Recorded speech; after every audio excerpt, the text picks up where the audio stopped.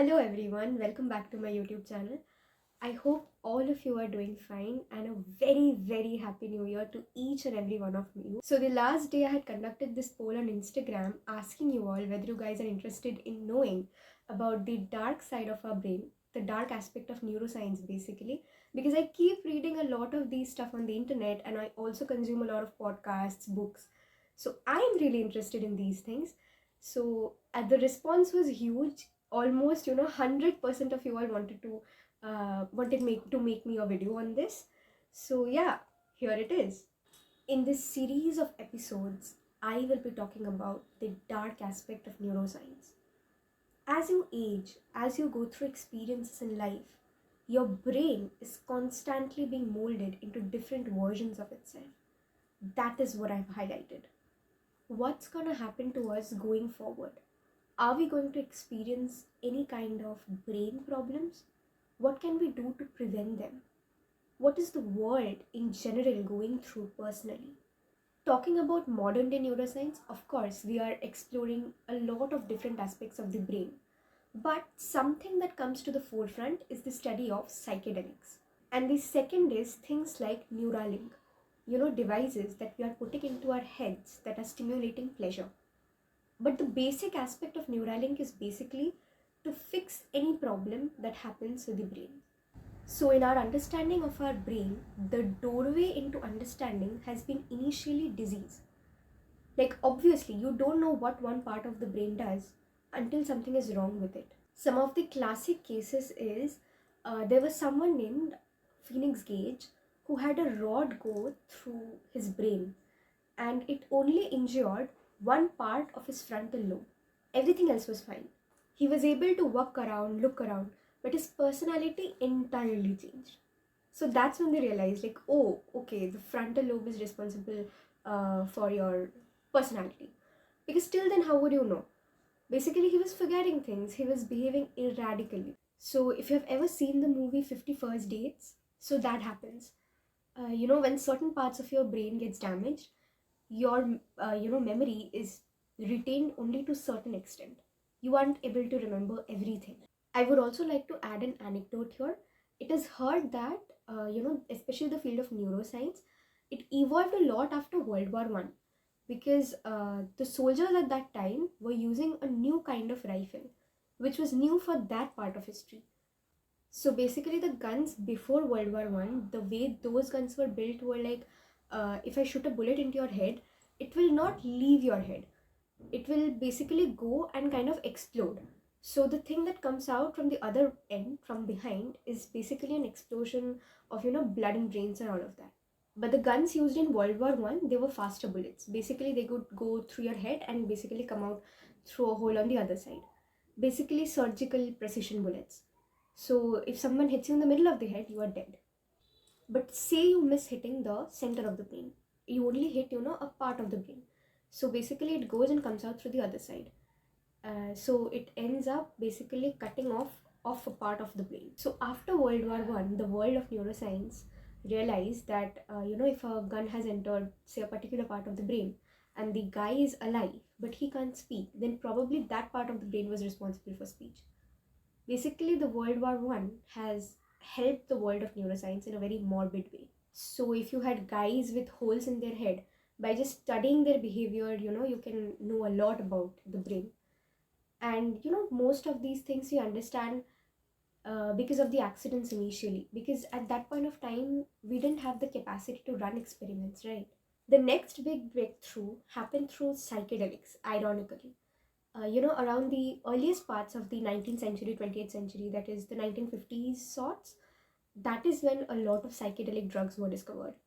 LSD was one of the major breakthroughs, and the guy who discovered it, Albert Hoffman, who is a German or a Swiss, I suppose, was working at a petrol company, I believe, and he was just running experiments on different drugs. And so one day he was cycling home and he found himself tripping. He had no idea why. So, because he was a scientist, he just came home and wrote down everything he was experiencing. And that's when he realized that he was working on 4 or 5 different drugs. So maybe one of them just, slipped in through his finger.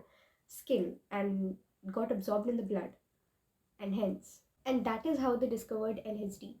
And they realized that LSD was the strongest psychedelic at that time, because even a 0.2 milligram could send you on a trip. And then they run different experiments, and that is how they discovered this whole system in the body called serotonin.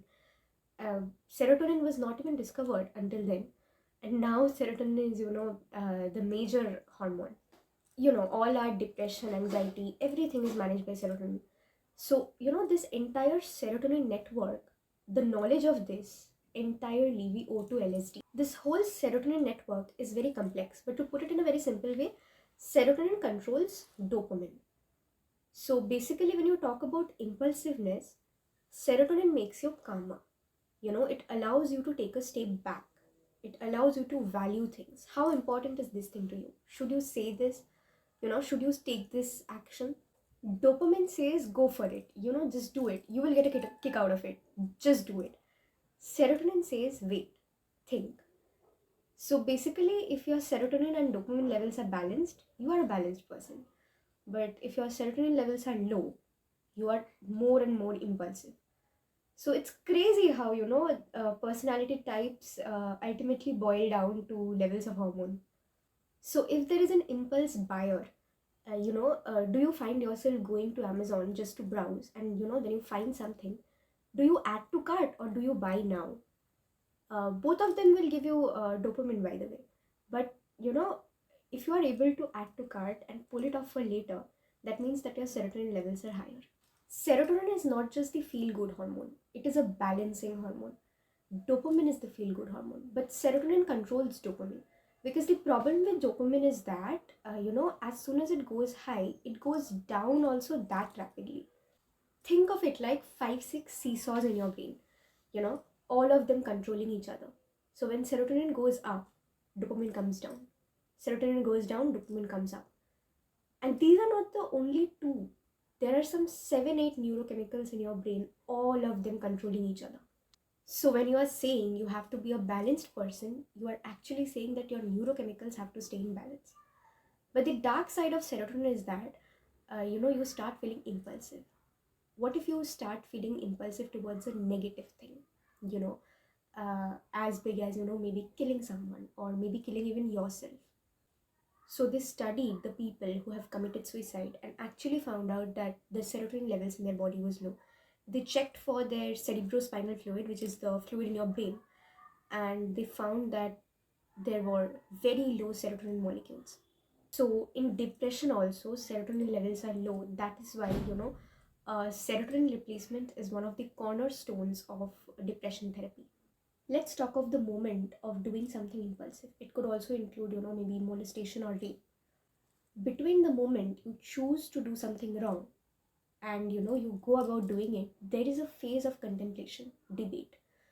The phase where you're actually thinking of the consequences of that action. Think of it this way. Serotonin empowers certain parts of your brain more than they are. And there are multiple levels of action. When you are saying that you did something wrong, you are basically oversimplifying it. Think of it this way, when you maybe put your foot on a sharp object, you put your foot back immediately. What is that? You do it even before you're aware. So that's the spinal reflex. That decision is made by your spinal cord. It didn't even come up to your brain. So at every few levels there, is a center of decision making. So think of it like a corporate company. The CEO doesn't get involved in every decision. The lower level people will only make a lot of decisions. And as the complexity goes on increasing, you get involved even more. So something like self-harm, the CEO has the power of vetoing it, saying no. Because it's the limbic system that does all those impulsive things. It will feel good, let me do it. Or, there is no hope anymore, let me end it. The CEO has the job of vetoing it, putting logic into the situation, don't do it. So, and because there is a region in your brain called the frontopolar area, as per the name suggests, it is the frontal part of your frontal lobe. Basically the pole of your frontal lobe, absolutely the tip. And this area has the responsibility of visualizing the future. When you get asked a question at the HR meeting, let's say that, where do you visualize yourself in the next 5 years? that frontopolar area of your brain has the responsibility of visualizing it, basically manifestation. And right behind it is an area called ventromedial prefrontal cortex. Name is complex, but this is the area where this serotonin works max. This is the area that is responsible for valuing things. How important is it for you? Now put this together, you are basically visualizing yourself, how you will be in the next 5 years in this space. You are having a positive outlook towards life, you're having hope. Now, if you don't have serotonin, your visualization has no meaning. You have no meaning towards life. You are having a negative outlook towards it. Your future and your present are tied together in the same way, that tip of your brain that decides the future and the part behind it that decides the present are tied. So if you don't have serotonin, whatever you will imagine will appear bleak. That's it for episode 1, guys. I hope you guys enjoyed knowing the information. It was a pretty dark episode, I agree. Mention me in the comment section how was this entire episode, how you like the information, and stay tuned for the next one.